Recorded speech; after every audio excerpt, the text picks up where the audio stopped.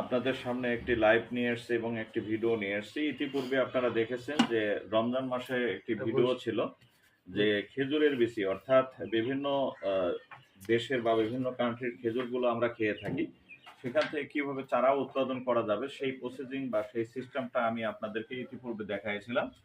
যে চারাগুলো ইতিপূর্বে আমি সেই ভিডিওতে আপনারা দেখতে পাচ্ছেন, এই যে এই চারাগুলো অলরেডি 2 পাতা 3 পাতা 1 পাতা হয়ে গেছে, এই যে দেখতে পারতেছে আমার পাশেই এই খেজুরের সেই চারাগুলো আমি আপনাদের সামনে ভিডিও করে আমি এই চারাগুলো রোপণ করছিলাম।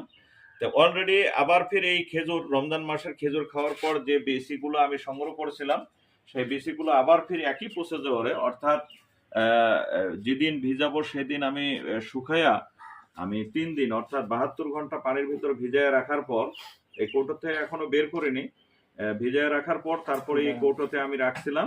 সেটা ভাবছিল আরেকটা জিনিস, সেটা হলো কি যে আমি এটা রাখার পর এই যে দেখেন অলরেডি 4 সপ্তাহ পার হয়ে গেছে।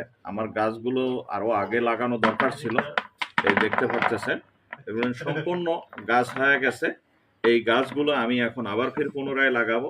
ইতিপূর্বে লাগাইছিলাম, এই যে দেখেন পাতা হয়ে গেছে, প্রায় পাতা হয়ে গেছে, এই যে দেখা যাচ্ছে অনেকটা পাতাও পর্যন্ত বের হয়ে গেছে।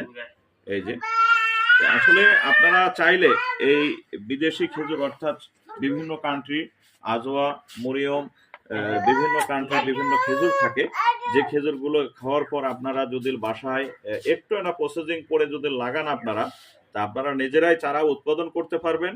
এই চারা উৎপাদন করার পর আপনি অবশ্যই আপনার বাড়ির চারপাশে এই চারাগুলো যদি পরিত্যক্ত জায়গায় বিভিন্ন জায়গা পড়ে আছে আপনাদের বাসা বাড়িতে, সেই সমস্ত জায়গায় যদি আপনারা এই চারাগুলো লাগান, তো অবশ্যই ইনশাল্লাহ আমরা এই খেজুর উৎপাদন করতে সক্ষম হবে এবং আপনি খেতে পারবেন, আপনার পরিবারের লোকজন খাবে, আশেপাশের লোকজন খাবে।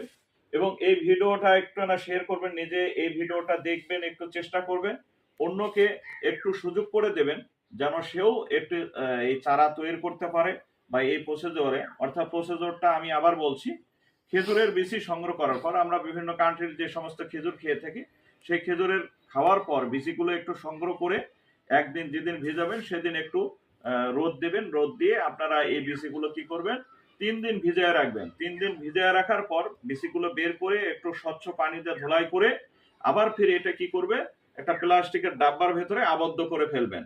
এই আবদ্ধ করে ফেলার পর একটু না পানি থবেন, স্যাঁতসেঁতে ভাব যেন থাকে, একটু রস থাকে। এই আবদ্ধ করার পর নিম্নতম 4 সপ্তাহ